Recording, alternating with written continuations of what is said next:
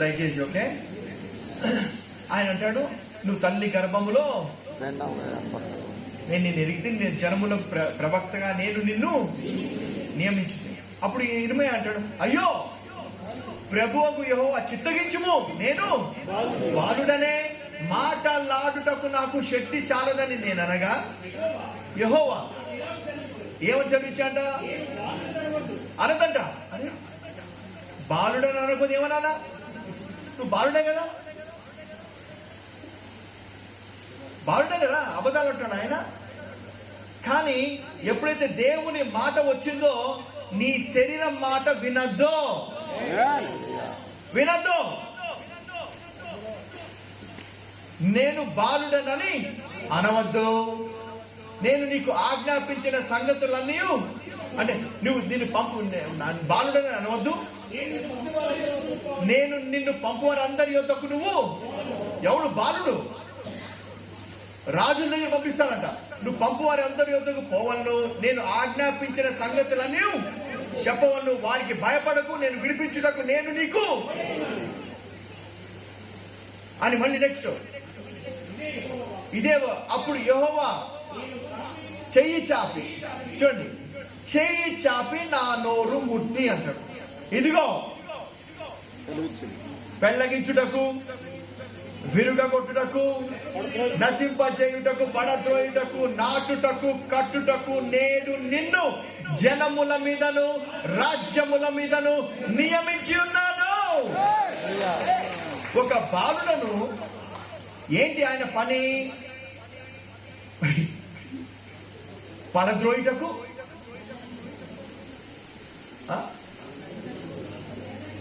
పెళ్లగించుటకు, పడద్రోయుటకు. ఎందుకు? అరే ఎలా పెళ్లగించాలి ఆయన? రాజ్యములను చూడండి, నేను పెళ్లగించుటకు, పడద్రోయుటకు, విరగొట్టుకు, నశింపజేయుటకు, నాటకు, కట్టుకు నేను నిన్ను జనముల మీదను రాజ్యముల మీద నియమించాడంట. ఎవరిని? ఈ బాలుడు గొప్పోడా, జనులు గొప్పోడా, రాజ్యాలు గొప్పోడా? బాలుడే. ఎందుకంటే ఆయన నోట ఆయన మాట పెట్టాడంట. హల్లెలూయా. పెట్టి నెక్స్ట్ వచ్చామంటే చూడండి, నెక్స్ట్ వచ్చాము, దిమ్మ తిరిగిపోవాలి మీకు ఈ రోజు. వినండి, ఇది తెలిసిందనుకోండి, ఈ వాక్యం తెలిసిందనుకోండి, నయమాన్ వస్తాడు కదా, నయమాన్ వస్తే లోపల ఉన్నాడు ఎలీషా, బయటకు వచ్చాడా? ఇప్పుడు వచ్చాడు అనుకోండి, మంత్రో కంత్రో వచ్చాడు బయటికి, మీరేం చేస్తారు? సార్ రండి సార్. దేవుడు వచ్చినా అట్లా అంటేమో మనం, అది స్కీమ్ అక్కడ. ఓకే, సో మనం తెలుసుకోవాలి ఈరోజు. ఓకే, సో ఇక్కడ ఏమైంది? ఇక్కడ మరియు ప్రత్యక్షమై నువ్వేం చూస్తున్నావు అంటాడు. అరే బాబు ఏం కనబడుతుంది అంటే ఈయనేమంటాడు? ఈయన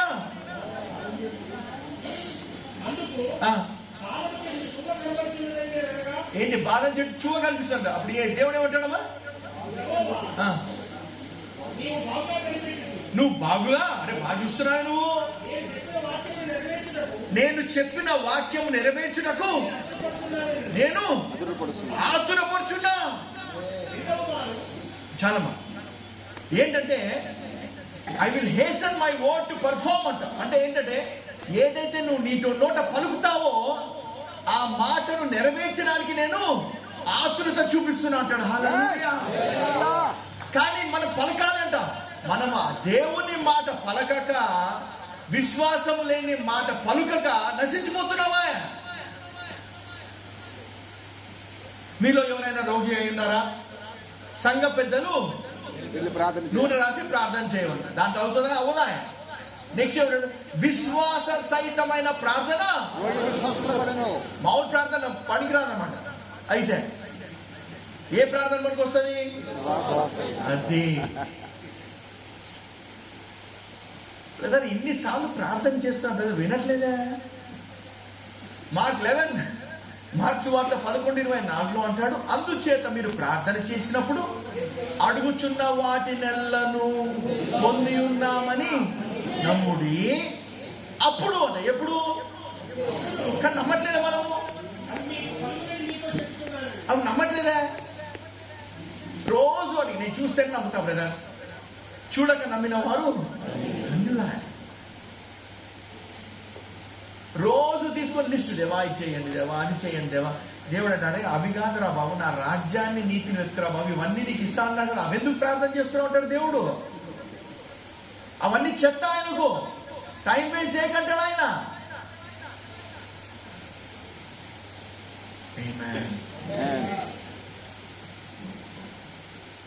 యేసు ప్రభు కదా, ఆయన మహిమను విడిచిపెట్టి వచ్చాడా కదా భూమి మీదకి. ఎలా వచ్చాడు ఆయన? దాసుని పోలికగా, ఓకే, మనుషుల పోలికలో వచ్చాడు ఆయన. దేవుడు అయి ఉండి ఇప్పుడు దేవుడిలాగా భూమి మీద ఉన్నాడా, మనిషిలాగా ఉన్నాడా? మనిషే. దేవుడిలాగా అపవాదిని ఓడించాడా, మనిషిలాగా అపవాదిని ఓడించాడా? మనిషిలాగానే. ఆయన మనిషే భూమి మీద. యేసు క్రీస్తు నరుడు భూమి మీద ఉన్నప్పుడు ఆయన ఏం చూపించడానికి వచ్చాడంటే, అరే నేను మనిషికి ఎంత అధికారం ఇచ్చాను అని చూపించడానికి వచ్చాడు ఆయన. యేసు ప్రభు చేసేవన్నీ మనం కూడా చేయగలమంట. అందుకే అంటాడు, నువ్వు నన్ను నమ్మితే నేను నువ్వు చేసావు మరి వాటికంటే చేసావు. ఎందుకంటే నేను తండ్రి యొద్దకు వెళ్తున్నా కాబట్టి. ఆయన తండ్రి యొద్దకు వెళ్తే నాకేంటి అంటే, నేను తండ్రి యొద్దకు వెళ్ళుట వలన మీకు ప్రయోజనకరము. నేను వెళ్ళని ఆదరణకర్త మీ యొద్దకు రాదు, నేను వెళ్ళిన ఆయనను మీ యొద్దకు పంపుదును. ఆయన వచ్చి అంటాడు. ఆయన వచ్చి ఏం చేస్తాడంట? యోహాను సువార్త 16:7 చదువుతాయి. ఆయన వచ్చి పాపము గూర్చి, నీతిని గూర్చి, తీర్పును గూర్చి లోకమును ఒప్పుకొన చేయను. లోకులు నా యందు విశ్వాసం ఉంచలేదు కనుక పాపము గూర్చి అంట. అవునా? విశ్వాసం ఉంచితే, హలో, విశ్వాసం ఉంచితే లోకులు నా పాపం చేశారు కనుక అనలే, లోకులు నా యందు విశ్వాసం ఉంచలేదు గనుక. విశ్వాసం ఉంచితే ఏం తెలుసా? నేను తండ్రి యొద్దకు వెళ్ళుట వల్ల మీరిక నన్ను చూడరు కనుక నీతిని గూర్చి అన్నాడు. మీరు అంటే ఎవరు? విశ్వాసం. ఆమేన్, ఆమేన్. సో మీరు ఇప్పుడు పాపలా నీతిమంతులా? అరే కొంచెం నోరు తెరవండమ్మా. మీరు యేసు ప్రభు అంట లాజర్ని లేపే ముందర అనేవాడంట, నేను పునరుద్ధానము జీవమును నేనే అనేవాడంట. ఆయన అనాలంట. నేను గుడ్డివాడి కళ్ళు చూపించినప్పుడు నేను ఈ లోకానికి వెలుగు అనేవాడంట. ఆయన ధైర్యంగా చెప్పుకున్నాట, నేను దేవుని కుమారుడను. కానీ ఎవరు చెప్పుకున్నా నేను దేవుని కుమారుడని? ఎవరు చెప్పుడా? అందరు నేను దాసుని బ్రదర్. దాసు డ్రామా ఉంది ఇక్కడ. దాసు అంటే తగ్గింపు అంటారు. తగ్గింపు కాదు, డ్రామానే. నువ్వు దాసుడు కాదురా బాబు అని మొర్రో చెప్తున్నాడు గలతీ 4లో. ఎవరు నన్ను దైవదాసుని అంటుంటారే, నేను కాను, మనుషులని అనుకుంటాను, నేను దేవుడి కుమారుడే బాబు, నేను ఐఎమ్ సన్ ఆఫ్ గాడ్. ఎవరు చెప్పాడు? దేవుడు చెప్పినాడు నేను ఆయన కుమారుడు అని. తనని ఎందరైతే అంగీకరించారో వారందరికీ దేవుని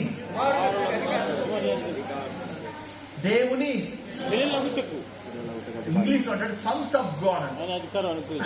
ఈ సృష్టి యావత్తు ఒకళ్ళ కోసం వెయిట్ చేస్తుందట. వాళ్ళెవరు? దేవుని కుమారుల దేవుని దాసుల కోసం ప్రత్యక్షం వెయిట్ చేయలే. దేవుని కుమారుల ప్రత్యక్షత కొరకు మిగుల ఆశతో, అరే రారా బాబు, తొందరగా నన్ను విడిపించరా బాబు, డ్రామా అయిందిరా బాబు, రా అంటాడు ఆయన. ఈ సృష్టి మన మీద ఆధారపడుతుందంట. ఏమే? పెళ్లగించుటకు, విరుగగొట్టుటకు, నశింప చేయుటకు, పడద్రోయుటకు, నాటుటకు, కట్టుటకు.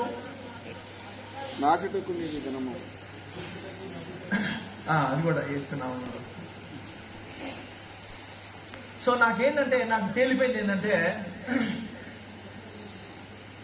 సర్వాధికారం యేసు ప్రభు అంటాడు, భూమి మీద పరలోకమందును భూమి మీద నాకు. ఇప్పుడు సర్వాధికారం మనకి ఉందంట. ఇప్పుడు ఎవరికి? సంఘానికి.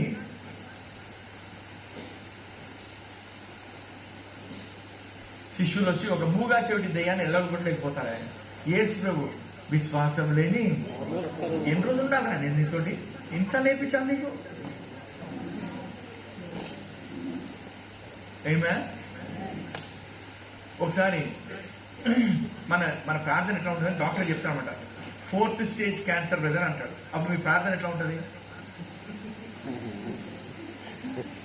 మామూలు రోగం వచ్చిందంట, అప్పుడు ప్రార్థన ఎట్లా ఉంటుంది? 2 ప్రార్థన మారిపోతాయి. 4th స్టేజ్ క్యాన్సర్ అనగానే దేవా నీ చిత్తం అయితే పోతాకో. మామూలు రోగం ఉందని జన ఏసునామములో తగులుదాకా మారిపోతా. ఎందుకంటే బ్రదర్ చచ్చిపోయాడంటే ఆ పరువు పోతుంది బ్రదర్. అంటే ఇవన్నీ మన ఎప్పుడు శరీరం. ఒకరోజు ఏలూరులో మీటింగ్ పెట్టినప్పుడు వర్షం వస్తుంది, మాట్లాడుతూ వర్షం వస్తుంటే, వర్షంతో మాట్లాడుతుంటే పక్క నుంచి ఇంకో స్వరం, రే వర్షం అవ్వకపోతే నీ పరువు పోతుంది రా బాబు. నా పరువు ఆయన పరువు అవ్వయేది. నీ శరీరం ఎప్పుడు వచ్చి మనతో మాట్లాడుతూ ఉంటుంది ఆ శరీరం. అందుకే మనము శరీర సంబంధులము కాదంట, ఆత్మలము అంట. ఇప్పుడు హల్లెలూయా, ఆత్మలము. శరీరానుసారంగా జన్మించినది శరీరయు, ఆత్మానుసారంగా జన్మించినది ఆత్మయు. ఇప్పుడు మీరు ఆత్మల శరీరమా?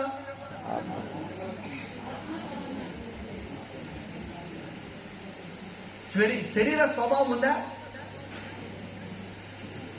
ఆ శరీర స్వభావం కూడా ఆయనతో కూడా సిలువ వేయబడేనని ఎరుగుదుమని రోమా ఎన్నో అధ్యాయము 6 రోమా 6లో అంటాడు ఆయన. హల్లెలూయా. సో మీరు శరీరానుసారంగా జీవించాలనుకుంటే చావలసిన వారై ఉన్నా అంటారు. రోమా 8:13 అంటాడు. రోమా 8:13 చదవండి. దిమ్మదిరిగిపోవడం చేసిన మీరు శరీరానుసారంగా ప్రవర్తించిన ఎడల చావవలసిన వారై ఉన్నారు, కానీ ఆత్మ చేత శరీర క్రియలను చంపిన ఎడల మీరు జీవించగలరు. ఇదంతా ఫైట్ అపవాదితో కాదు. వాడి యేసు అంటే నిరాయుధంగా చేశాట వాడిని. మన ఫైట్ మన శరీరంతోటే. అనవసరంగా వాడిని పవర్ఫుల్ చేయదు. వాడికి పవర్ లేదా వాడికి అపవాది. ఆమేన్. అందుకంటాడు నీకు విరోధముగా రూపింపబడిన ఏ ఆయుధమును వర్ధిల్లదు. నీకు దోషారోపణ చేయు ప్రతి వానికి నీవు నేరస్థాపన చేసేదవు. యెహోవా యొక్క సేవకుల నీతి నా వలన కలుగుచున్నది, ఇది వారి స్వాస్థ్యము, ఇది యెహోవా వాక్కు. యెషయా 54:17 అంటాడు. ఆమేన్. సో మన నీతి స్వాస్థ్యం. నీతిమంతుడు ఎలా ఉంటాడంట? సింహం వలె ధైర్యమా. సింహం అంట అన్ని ఏనుగు పెద్దదే అంట, జిరాఫీ పెద్దదే అంట. కానీ ఈ సింహానికి ఎవరు నేర్పించారా? అరే నువ్వు సింహానికి రాజు అని నేర్పిస్తాడు, బోధ వేస్తాడు ఎవడైనా? వాడు పుట్టుకతోనే ఉంటుందంట వాడు డిఎన్ఏలో నేను రాజుని అని. ఎవడు భయపడ్డా? అలానే ఈ లోకంలో ప్రాబ్లం ఏంటంటే మనకి తెలియదా? మన రోమా 12:2 చదవ. దిమ్మ తిరిగిపోవాల్సింది ఇప్పుడు వేసినాం. మీరు ఈ లోక మర్యాదను అనుసరింపక ఉత్తమమును అనుకూలమును సంపూర్ణమైన దేవుని చిత్తము పరీక్షించి తెలుసుకొని మీ మనసు మారి రూపాంతరము పొందుడి. అంటే మనకు మొబైల్ ఎంతమంది దగ్గర ఉంది చెప్పండి? మొబైల్ అంటే సెల్ ఫోన్ ఎంతమంది దగ్గర ఉంది? కొత్తది కొన్నారు ఎప్పుడైనా? కొన్నారనుకోండి, దాంతో పాటు ఒక బుక్ ఇస్తాడా? ఏంటి ఆ బుక్? మాన్యువల్. ఆ మాన్యువల్ అంటారా ఇది ఎట్లా పనిచేస్తుంది, ఈ మొబైల్ దాని గురించి దాని ఫీచర్స్ అన్ని ఉంటాయి. అలానే దేవుడు మనిషిని చేసిన తర్వాత ఈ మాన్యువల్ ఇచ్చాడంట. మన ఇమ్మాన్యుయల్ దేవుడు మనకి ఇదో మాన్యువల్ ఇచ్చాడా? మనం సృష్టించి తెలుసుకోవాలా? నువ్వు దేవుడు కుమారుడు అంటే లేదు దేవా నేను పాపిని దేవా అంటే ఇట్లా స్కీమ్ నడవదా? పాత నిబంధన కొత్త నిబంధన. నేను కొత్త పాత దాని కింద అరే ఇంకో స్కీమ్ ఇస్తా. ఎంతకాలం బతుకుతాడు మనిషి? ఎవరు చెప్పినారు? అరే మోషే చెప్పినాడా? మరి యేసుప్రభు ఏం చెప్పినాడు?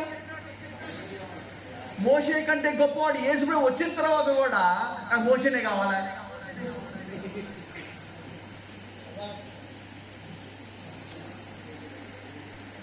ఒకరోజు అసలు ఏంటి ఎంత బతుకుతాడని చూస్తే 70-80 ఎందుకు నమ్ముతున్నావు అంటే లోకల్ అందరు పోతున్నారు 70-80కే. ఇది కరెక్టే బ్రదర్, ఇది కరెక్టే అనుకుంటారా, కానీ దేవుడి చిత్తమా కాదని తెలియదా ఎవడికి? పోనీ 70-80 మోషే ఎంత బతికాడు? అదేంటి మనం 70-80 పోనా 120 పోవాలన్నా? అదేం స్కీమ్ అది? ఇదేం నడవట్లేదు, కొంచెం నడవట్లేదు. 70-80 అన్నావు ఎవడు, మరి నువ్వెందుకు 120 బతికినావు?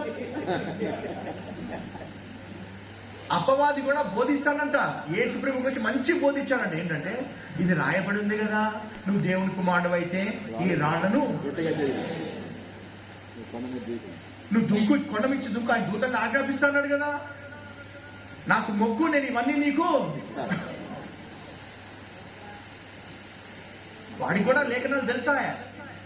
అదే సంఘానికి అంతా 70-80 బోధించాడు. ఎందుకంటే మనం ఎక్కువ బతికితే వాడికి డేంజర్. 70-80 బోధించింది మోషే కాదంట, ఇప్పుడు బోధించేది అపవాదే. అసలు ఈ లైఫ్ స్పాన్ గురించి చదివితే ఫస్ట్ టైం లైఫ్ స్పాన్ గురించి మెన్షన్ చేసిన దేవుడే. ఎంత అన్నాడు? 120. ఆది కాండము 6:3. అప్పుడు యెహోవా నా ఆత్మ నరులతో ఎల్లప్పుడూ వాదించదు. ఏంటిట? అక్రమ క్రియ విషయములలో నరమాత్రులై ఉన్నారు, ఆయనను వారి దినములు ఎంతన్నాడు? అక్రమము, వాళ్ళకి అక్రమము చేసేవాడు 120 బతకాలంట. మరి 70-80 ఎందుకు వచ్చింది మధ్యలో? పోనీ ఆయన 120 అన్నాడు. అబ్రహాంని జీవించాడా లేదా? ఆయన ఎంత బతికాడు? అదేంటి స్కీమా? ఈయనమో నువ్వే అన్నావు కదా 120 దేవా, మరి ఇది అబ్రహాం 175 ఎట్లా బతికినాడు? ఎందుకు అంటే శాపగ్రస్తుడు 120 బతకాలంట. అబ్రహాంని జీవించాడా లేదా దేవుడు? ఎంత బతికాడు? 175. ఇస్సాకు ఎంత బతికాడు? 185. ఇదేంటిది? తర్వాత మోషే వచ్చాడా? 70-80 అన్నాడా? ఏది నమ్మాలి దేవా అన్నాయా? ఏది నమ్మద్దన్నాడు దేవుడు. యేసు ప్రభు నమ్మమన్నాడా? ఆమె యేసు ప్రభు బెస్ట్ స్కీమ్ మనకు. ఈ పిచ్చి స్కీమ్ వద్దు మనకు. ఆయన వచ్చి అంటాడు, మన క్రైస్తవుల స్కీమ్ ఎట్లా ఉంటుందంటే, ఈ లాంగ్వేజ్ ఎందుకు మాట్లాడితే మీకు ఇది ఈజీగా అర్థమవుతుంది. మారుతా ఉంటుంది కదా, మారుతా వచ్చేటది యేసు ప్రభుతో మాట్లాడుతూ, రాజు చనిపోయిన తర్వాత 4 రోజుల తర్వాత వస్తాడు. ఆయన వస్తే ఈమె వెళ్ళి ఆయనతో మాట్లాడి యోహాను సువార్త 11:21 ఆయన ఏమంటదంటే, ప్రభువా నువ్వు ఉండిన ఎడల నా సోదరుడు చావకుండును, ఇప్పుడైనను నువ్వు దేవుణ్ణి ఏమి అడిగినను దేవుడికి అనుగ్రహించి నేను ఎరుగుదును అంట. అడగచ్చు కదా లేపమని, అడగచ్చు కదా లేపమని, అడగదా? అప్పుడు యేసు ప్రభు సంభాషణ కొంచెం ముందుకు తీసుకెళ్తాడు. ఏమంటాడంటే, నీ సహోదరుడు మరలా చెప్పగా నాకు తెలుసు. ఆమె కూడా లేఖనాలు తెలుసు. 70-80 లాగా మనకు 70-80 అన్నాం కదా, బాగా లేఖనాలు ఫిక్స్ అయిపోయిన మైండ్ లో. ఆమె ఏమంటది? అంత దినమున పునరుద్ధరణ లేచుని నేను ఎరుగుదును. అప్పుడు యేసు అంటాడు, మా తల్లి అది నేను దానికంటే గొప్ప మా వచ్చింది ఇక్కడ. పునరుద్ధానమును జీవమును నేనే, నా యందు విశ్వాసం ఉంచువాడు చనిపోయినను బ్రతుకును, బ్రతికి నా యందు విశ్వాసం ఉంచువాడు, నా యందు విశ్వాసం ఉంచు ప్రతి వాడుని ఎన్నటికి చనిపోడు. ఈ మాట నువ్వు అవునా? మీరు నమ్ముతున్నారా ఇది? బ్రదర్, నేను 70-80 నమ్ముతుంటే ఇది ఎట్లా నమ్ముతా బ్రదర్? 2 లేఖనాలు మీలో ఉండవు. ఉంటే ఒకటే 70-80, లేకపోతే నేను చావను.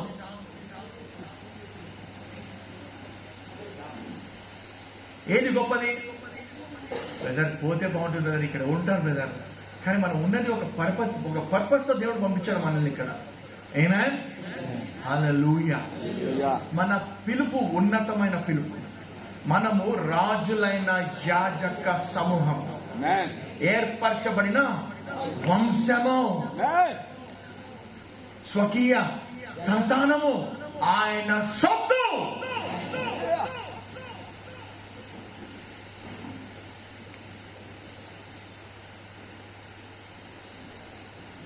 హల్లెలూయా.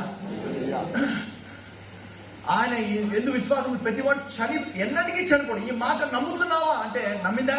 అవును ప్రభా, నువ్వు రావాల్సిన క్రీస్తు అడిగాడని క్రీస్తా కాదా అని. మంది ఇట్లానే ఉంటది.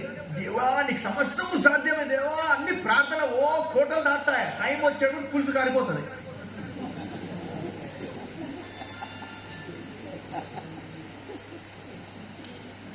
కొంతసేపు అయిన తర్వాత రాయి తీసే అంటాడు. తీసే మళ్ళీ ఊరుకుంటూ వస్తుంది. ఎవరు?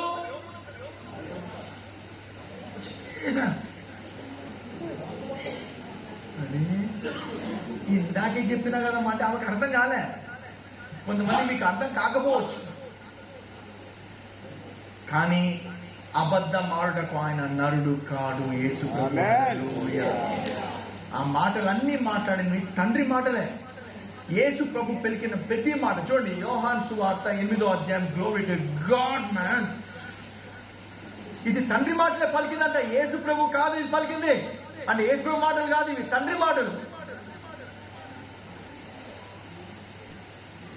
8:16. నేను ఒక్కడే ఉండగా నేను నన్ను పంపిన తండ్రి కూడా ఉన్నాము కనుక నేను తీర్పు తీర్చలను, నా తీర్పు సత్యమే. మరియు ఇతర మనుషుల సాక్ష్యం సత్యమని మీ ధర్మశాస్త్రంలో రాయబడి ఉన్నది కదా. నన్ను గురించి నేను సాక్ష్యం చెప్పుకున్నవాళ్ళు నన్ను పంపిన తండ్రియు నన్ను గురించి సాక్ష్యం ఇస్తున్నారని చెప్పారు. వారు నీ తండ్రి ఎక్కడ ఉన్నారని. 16. My doctrine is not mine but him that sent me అంటాడు. 15. యోహాను సువార్త 7:16. అందుకు యేసు, నేను చేయు బోధ నాది కాదు. ఎవరిదంట? 8:26 చదవమ్మా. ఇప్పుడు ఆయన యేసు ప్రభు చెప్తాడు, నువ్వు చనిపోవురా బాబు, నా ఎందుకు విశ్వాసం వస్తే ఎవరు పోతుంది? మరి అది నమ్ముతున్నామా లేకపోతే 70-80 నమ్ముతున్నామా? ఈ మోషే కంటే గొప్పవాడు ఎవరు? యేసుక్రీస్తు ప్రభు. మరి మోషే కావాలా యేసు ప్రభు కావాలా? యేసు ప్రభు కావాలా? కుక్క అంట వాంతి చేసి తింటాడు, అదే ప్రాబ్లం అయిపోయిందా? నూతన సృష్టి అయినా పాతమే కావాలా? యోహాను సువార్త 8:26. మిమ్ముల్ని గూర్చి చెప్పుటకు, తీర్పు తీర్చుటకు నాకు చాలా సంగతులు కలవు గాని నన్ను పంపిన వాడు సత్యవంతుడు. నేను ఆయన యొద్ద వినిన సంగతులే నేను లోకమునకు బోధించుచున్నాను. ఆయన మాటలు కాదు, యేసు ప్రభు బోధించే ప్రతి మాట తండ్రి మాటనే. సో మీరు పాత నిబంధన కింద ఉన్నారా, కొత్త నిబంధన కింద ఉన్నారా? ఆమేన్. 12వ అధ్యాయము 49. ఏలైనగా నా అంతట నేనే మాట్లాడటలేదు, నేను ఏమి అనవలనో, నేను ఏమి మాట్లాడవలనో దాన్ని గూర్చి తను పంపిన తండ్రియే ఆజ్ఞాపించి ఉన్నాడు. సో మీరు పోతారా 70-80గా? ఏ స్కీమ్ ఏం చెప్పండి మీది? స్కీమ్ మారిందా ఎప్పుడన్నా?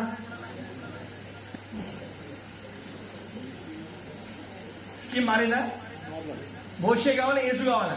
యేసు కావాలి. తేల్చుకోండి ఫస్ట్. అందుకే అంటాడు 2 కొరింథీ 3:6 ఆయనే మమ్మును కొత్త నిబంధనకు అనగా అక్షరమునకు కాదు కానీ ఆత్మకే పరిచారకుల అవుటకు సామర్థ్యము కలిగించను. అక్షరము చంపును అంట, ఆత్మ జీవింపచేయును. అక్షరము మరణ కారణముకు పరిచర్య రాళ్ల మీద చెక్కబడిన అక్షరమునకు సంబంధించినదైనను మహిమతో కూడినదాయను అంట. అందుకే మోషే ముఖము మీద ప్రకాశించుచుండిన మహిమ తగ్గిపోవునదైనను ఇజ్రాయేలీలు అతని ముఖమును తేరి చూడలేకపోతుంది. ఇట్లుండగా ఆత్మ సంబంధమైన పరిచర్య ఎంత మహిమ కలదగును. ఏ రోజైతే 10 ఆజ్ఞలు దిగి వచ్చాయో, మోషే తీసుకొచ్చాడో, అప్పుడు 3,000 మంది చనిపోయారంట. అవునా కదా? మాధవ్ ఎవరు ఉన్నారు? అక్కడ ఉన్నారు 3,000 మంది. ఏ రోజైతే పరిశుద్ధాత్మ దేవుడు దిగి వచ్చాడో, పేతురు బోధించగా 3,000 మంది రక్షణ పొందారంట. అక్షరము చంపును, ఆత్మ జీవింప చేయును. శిక్షా విధికే కారణమైన పరిచర్య మహిమగలదైతే నీతికి కారణమైన పరిచర్య ఎంతో అధికమైన మహిమ కలదగును. అత్యధికమైన మహిమ దీనికి ఉండటం వలన ఇంతకు మునుపు మహిమ గలదిగా చేయబడినది ఈ విషయంలో మహిమ లేనిదాయను. మోషేదంతా తగ్గిపోయే మహిమ, యేసు ప్రభు పెరిగిన మహిమ. యేసు ప్రభు మాటలే మనకి శ్రేష్టమైనవి. మోషే కూడా అంటాడు, నా వంటి ప్రవక్త ఒకడు వస్తాడు, ఆయనను ప్రజలు వింటారు అని. హల్లెలూయా. అందుకే అంటాడు రోమా పత్రిక 3:20 నిద్ర వస్తే పడుకోవచ్చు, no problem. Something missing. Okay, 3:20 ధర్మశాస్త్ర సంబంధమైన క్రియల మూలముగా ఆయన దృష్టికి ఏ మనుషుడును నీతిమంతుడని తీర్చబడు. ధర్మశాస్త్రం వల్ల పాపం అనగా ఎట్టిదో మనకు తెలియబడు. ఇట్లుండగా ధర్మశాస్త్రమునకు వేరుగా దేవుని నీతి బయలుపరచబడుచున్నది. దానికి ధర్మశాస్త్రమును ప్రవక్తలను సాక్ష్యం ఇచ్చుచున్నారు. రూపాంతరమైన కొండ మీద యేసయ్య ఎవరు కనిపిస్తారమ్మా? మోషే అంటే ధర్మశాస్త్రము, ఏలి అంటే ప్రవక్తలు అంట. సాక్ష్యం ఇచ్చుచున్నారు అంట. పేతురు ఉంటాడు అక్కడ. పేతురు నుండి ప్రభు ఇక్కడ ఉన్నది మేము మంచిది, ఇక్కడ 3 ఈక్వల్ గా చేద్దామంటే పైనుంచి స్వరం వచ్చి, ఈయన నా ప్రియ కుమారుడు, ఈయన మాట వినుడి. మోషే మాట కాదంట, ఏలియా మాట కాదంట, వీరిద్దరికంటే గొప్పవాడైన యేసయ్య మాట వినండి. అది యేసుక్రీస్తునందలి విశ్వాస మూలమైనదే, నమ్ము వారందరికీ కలుగు దేవుని నీతి అయ్యున్నదే. దేవుని నీతి అంట. అందుకే ఏ భేదము లేదు, అందరూ పాపము చేసి దేవుడు అనుగ్రహించిన మహిమను పొందలేకపోవచ్చు. కాబట్టి అంటారు 24వ వచనం, కాబట్టి నమ్మువారు ఆయన కృప చేతనే క్రీస్తు యేసునందలి విమోచనము ద్వారా ఉచితముగా నీతిమంతులని తీర్చబడుచున్నారు. హల్లెలూయా. ఉచితముగా ఆయన రాజ్యంలో నీతిమంతులే ఉంటారంట. ఎలా రా బాబు రాజ్యంలో ప్రవేశించేదంటే, యేసు ప్రభు నికోదేముతో మాట్లాడుతూ, ఒకడు కొత్తగానే జన్మిస్తేనే గాని దేవుని రాజ్యము చూడలేరు, ఒకడు నీతి మూలంగా ఆత్మ మూలంగా జన్మిస్తేనే గాని పరలోక రాజ్యంలో ప్రవేశించలేడు. ఇప్పుడు ఎంతమంది ప్రవేశించున్నాము? మనమంతా ఉన్నామా? దానికి రాజు ఎవడు?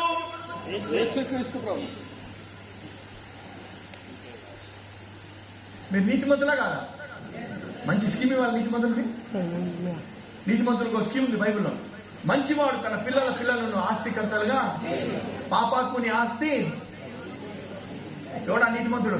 ఎవడరా బాబు అనుకునే నీతిమంతుడు ఎవడు లేడు, ఒక్కడు లేడు అనుకునేది ముందర నేను. కానీ యేసు అంటే నా రక్తం వల్ల నీ నీతిమంతుడిగా ఎవరో ఉచితంగా అంటాడు ఆయన. అది మనకి ఉచితమే అని, కానీ ఆయన అతి అమూల్యమైన వెల చెల్లించాడు. హల్లెలూయా. కానీ ఎప్పుడైతే నేను నీతిమంతుడిని అంటానో, ఎప్పుడైతే ఒప్పుకుంటానో, ఆ వాగ్దానం కూడా నమ్మాలి అంట. మరియమ్మతో వచ్చి గబ్రియల్ దూత చెప్పినప్పుడు, నువ్వు కుమారుని అంటావంటే ఎలా, నేను పురుషుడిని ఎదుగునంటే పరిశుద్ధాత్మ దేవుని సాగమని కంటావు అంటే ఆమె ఏమంటుంది? నీ మాట చప్పున నాకు.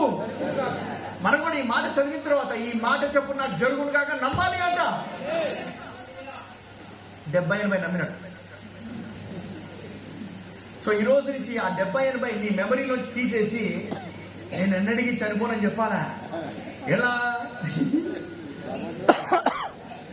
యోహాను సువార్త 6:46 విశ్వసించువాడే నిత్య జీవము జీవాహారము మీ పితరులు అరణ్యంలో మన్నాను తినినను చనిపోయి దీన్ని తినివాడు చావకుండునట్లు పరలోకం నుండి దిగి వచ్చిన జీవాహారం ఇదే.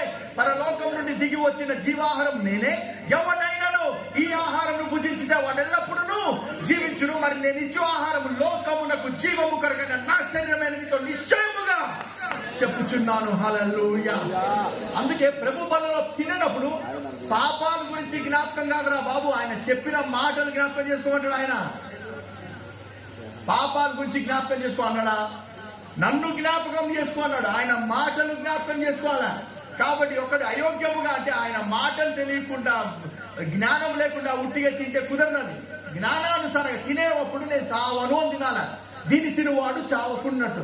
ప్రభువు శరీరం అని వివేచింపక తిని త్రాగువాడు తనకు శిక్షావిధి కలుగుటకే తిని త్రాగుచున్నాడు. ఇందువలననే మీరు అనేకులు బలహీనులు రోగులై ఉన్నారు. చాలా మంది నిద్ర అంటే అనిద్ర కాదు. ఇందువలనే అంటే నువ్వు డిసైడ్ చేయట్లేదు. నా శరీరాన్ని నువ్వు వివేచించట్లే. నా శరీరాన్ని వివేచింపక అంటాడు. పాపం అని చెప్పట్లే అక్కడ. నా శరీరం అని వివేచింపక తిని త్రాగువాడు. వివేచిస్తే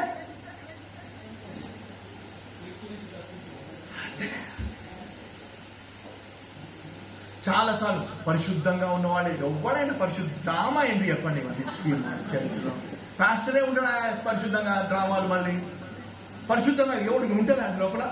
పరిశుద్ధత అనేది ఒక వరము, దానము. జీవిస్తే పరిశుద్ధంగా జీవించే బలం ఎవరికి లేదా? కొలసి 1:19 ఆయన ఎందు సర్వ సంపూర్ణత నివసింపవలన నీవు ఆయన శిలువ రక్తము చేత సంధి చేసి ఆయన ద్వారా సమస్తమును అవి భూలోకమందున్నవైనను పరలోకమందున్నవైనను వాటినన్నింటినీ ఆయన ద్వారా తనతో సమాధాన పరుచుకొని ఉన్నాయు. తండ్రి అభిష్టమైన గత కాలమందు దేవునికి దూరస్తులను మీ దుష్క్రియల వల్ల మీ మనసులో విరోధ భావం గల వారై ఉండిన మిమ్మల్ని కూడా తన సన్నిధిని పరిశుద్ధులుగాను నిర్దోషులుగాను నిరపరాధులుగాను నిలవబెట్టుటకు ఆయన మాంసయుక్తమైన దేహమందు మరణం వల్ల ఇప్పుడు మిమ్మల్ని సమాధాన పరిచయం నిలబెట్టాడు ఆయన మనల్ని. ఆయన రక్తముతో పరిశుద్ధులుగా నిర్దోషులుగా నిరపరాధులుగా. ఇది జ్ఞానము.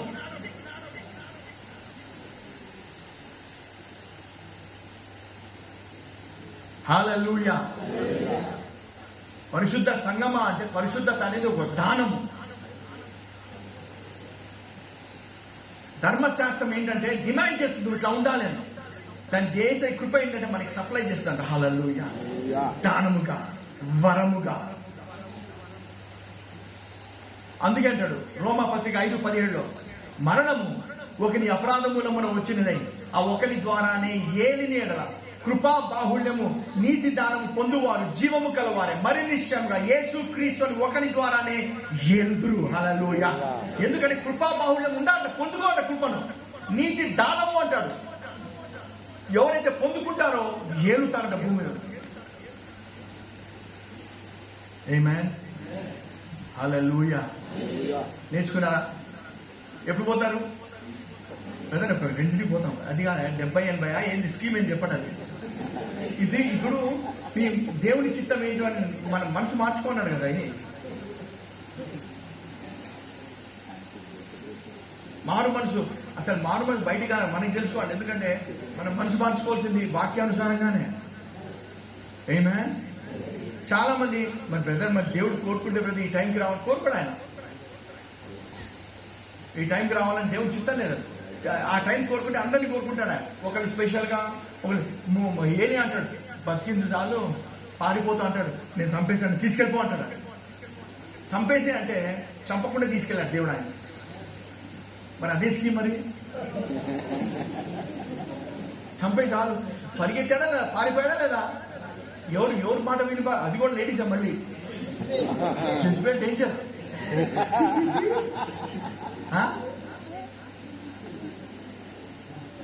అందుకే ఏలియా ఆత్మ యోహాను బాప్టిజం ఇచ్చి యోహాను ఆమె చంపింది ఎవరు? జెజబెలే. అంత స్పిరిచువల్ వార్ఫేర్ అంతా నడిచేది ఇక్కడంతా. అంటే ఆడోళ్ళు జెజబెల్ కాదు. మనం పోరాడేది ఏది? శరీరంతో రక్త మాంసంతో కాదురా బాబు. అందుకే ఏమన్నా ఎవరు గయ్యాల్లాగా ఉన్నారనుకోండి, గయ్యాన్ని కలిగించి దురాపణ బంధిస్తారంటే ఇంత మంచి ప్రశాంతత ఉంటుంది యేసు నామములో. ఆమేన్. హల్లెలూయా. సింపుల్. నా భర్త తాగుపోతే నాకు నరకం చూపిస్తాడు అంటే మీకు కూడా అదే simple thing.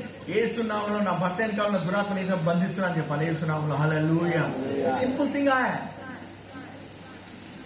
Amen. Hallelujah. Hallelujah. Hallelujah. Hallelujah. జీవ మరణాలు 4వ వశం అంటే ఆయన వశం కాదు. చాలా మంది దేవుడు తీసుకెళ్లిపోయాడు. మంచి సేఫెస్ట్ ప్రార్థన ఏం తెలుసా? యెహోవా దేవుడు ఇచ్చాడు, దేవుడు తీసుకున్నాడు, దేవుడికి స్తోత్రం. కానీ యేసు ప్రభు అట్లా ప్రార్థన చేయమని చెప్పలేదా మనకు? దేవుని రాజ్యము సమీపించున్నది కనుక మత్తయి సువార్త 17 108 ఇక్కడి నుంచి వచ్చిందా? ఎవరు తెలియదా? మంచి స్కీమ్ ఇది కూడా. 10:7 కావండి. మీరు వెళ్తూ దేవుని రాజ్యం సమీపించింది అని ప్రకటించుడి, రోగులను ఇది 108 ఇదే మాథ్యూ 10:8 అన్నమాట. ఇది రోగులను స్వస్థపరచుడి, చనిపోయిన వారిని అరే లేపడం ఎట్లా లేపుతాం? ఎప్పుడైనా చనిపోయిన వాడితో మాట్లాడామా? అప్పుడైనా యవ్వనస్తు చనిపోయాడు అనుకోండి, బ్రదర్ దేవుడికి అవసరం వచ్చి తీసుకెళ్ళిపోయాడు. బ్రదర్ అవసరం వస్తే ఎందుకు పంపించాడు ఆయన? అప్పుడు సడన్ గా గుర్తొచ్చింది ఆయనకు. ఆయన అంటాడు చనిపోయిన వాడిని. మనం చాలా మంది ఎన్కౌంటర్ చేస్తే చనిపోయిన వాడిని కదా పాస్టర్ గా. ఎప్పుడైనా ఒకసారి మాట్లాడారా? బ్రదర్ మాట్లాడితే ఆయన లేకపోతే నా పరుగు పోతుంది బ్రదర్.